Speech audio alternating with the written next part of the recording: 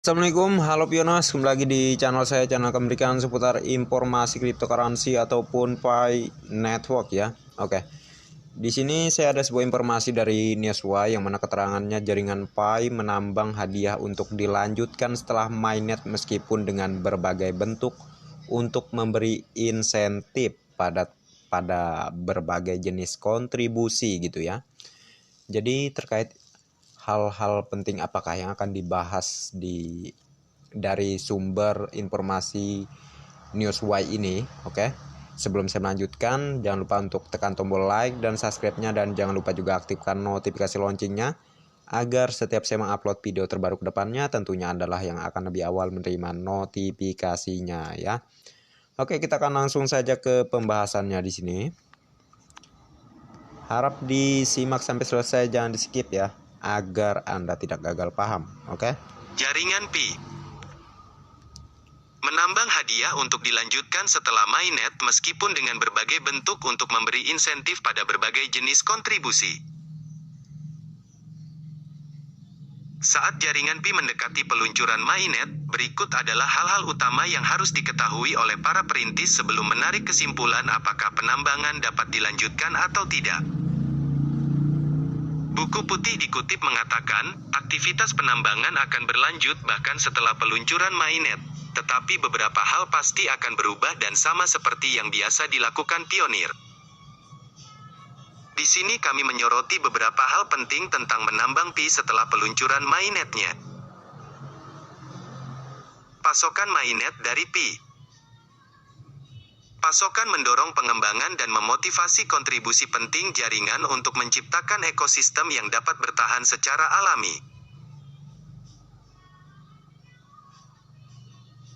Untuk mendorong semua jenis kontribusi, insentif penambangan masih akan diberikan setelah mainnet tetapi dengan cara alternatif yang dijelaskan di bagian penambangan di bawah ini. Masalah terkait pasokan untuk fase mainnet meliputi ketidakpastian dalam perencanaan, penghargaan berlebih dan kurang dari berbagai jenis kontribusi yang diperlukan dalam fase baru, dan kesulitan mempertahankan insentif jaringan jangka panjang. Ini karena pasokan yang tidak ditentukan merupakan hasil dari mekanisme penambangan pra-mainnet yang mengoptimalkan aksesibilitas dan pertumbuhan jaringan. Model suplai mainnet, yang sepenuhnya independen dari perilaku jaringan, akan menggantikan model suplai pra-mainnet jaringan untuk mengatasi kesulitan tersebut. KOINVENSI pertama Pi Network pada September-Oktober tahun 2020 mengangkat masalah ketidakpastian perencanaan dalam model pasokan pra-mainnet. Di sana, panel komunitas dan kiriman komunitas memperdebatkan apakah penambangan harus dipotong setengah atau dihentikan pada ukuran jaringan 10 juta pada saat itu. Jaringan menghadapi tantangan berikut sebagai akibat dari keragaman suara anggota komunitas. Jika penambangan dilakukan melalui proses penambangan pra-mainnet, akan ada pertanyaan tentang kapasitas Pi untuk menawarkan insentif jaringan jangka panjang. Namun, jika penambangan dihentikan, itu akan menghambat perluasan jaringan dan mencegah pionir baru untuk bergabung sebagai penambang, mengurangi kegunaan Pi. Meskipun jaringan berubah pikiran dan memotong setengah tingkat penambangan pada ukuran 10 juta, masalahnya masih ada dan harus diperbaiki. Salah satu aspek utama yang diperhitungkan dalam pembuatan model token mainnet adalah bagaimana komunitas dapat mempertahankan pertumbuhan dan aksesibilitas sambil mengatasi masalah pasokan. Selain itu, komunitas secara keseluruhan dan ekosistem itu sendiri perlu menggunakan beberapa Pi untuk tujuan yang bermanfaat bagi komunitas dan ekologi, yang membuat perencanaan token jaringan secara keseluruhan menantang karena pasokan total yang tidak ditentukan dan tidak pasti. Hampir setiap jaringan blockchain lainnya menunjukkan bahwa ada manfaat lebih dari sekadar keuntungan penambangan pribadi. Tujuan komunal kolektif seperti itu membutuhkan alokasi yang jelas, yang harus ditetapkan. Oleh karena itu, Model pasokan mainnet memiliki total pasokan maksimum yang jelas sebesar 100 miliar pi mengingat ukuran jaringan saat ini lebih dari 30 juta perintis dan volume transaksi dan aktivitas yang diantisipasi.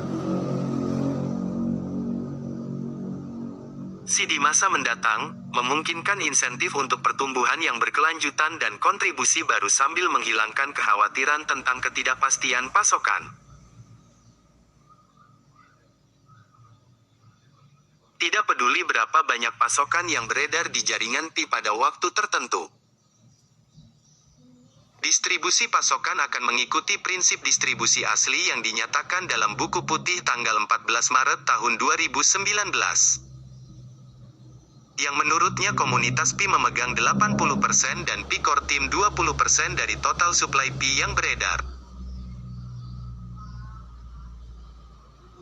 Komunitas pada akhirnya akan menerima 80 miliar Pi, dan tim inti pada akhirnya akan menerima 20 miliar Pi, dengan asumsi total pasokan maksimum 100 miliar Pi. Seluruh distribusi diwakili dalam diagram lingkaran berikut. Alokasi tim inti dibuka dengan kecepatan yang sama karena komunitas secara progresif menambang lebih banyak Pi dan dapat dikenakan penguncian tambahan melalui mandat yang diberlakukan sendiri. Ini berarti bahwa jika komunitas memiliki sebagian dari alokasinya dalam sirkulasi, misalnya 25%, hanya jumlah proporsional dalam alokasi tim inti, dalam contoh ini, 25% yang dapat dibuka paling banyak. Sekian, terima kasih atas perhatiannya. Penjelasan selanjutnya akan dilanjutkan oleh admin Yusuf Denata. Silahkan disimak.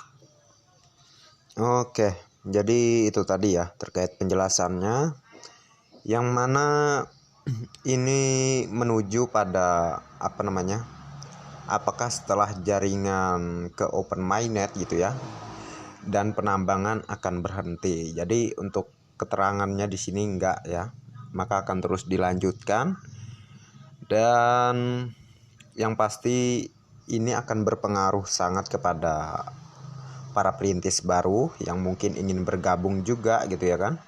Makanya untuk penambangan sendiri akan diteruskan gitu ya. Dan pada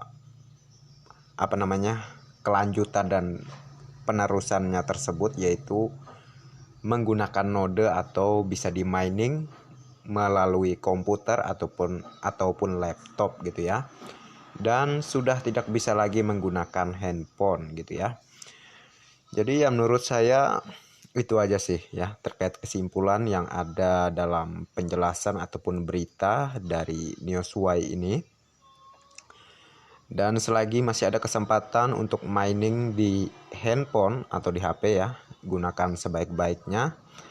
Karena menuju ke jaringan terbuka ya, dari kabar-kabar yang beredar saat ini itu sudah tidak lama lagi, dan kita manfaatkan waktu yang sedikit ini sebaik-baiknya untuk terus konsisten dalam mengklik mining setiap 24 jam sekali gitu ya.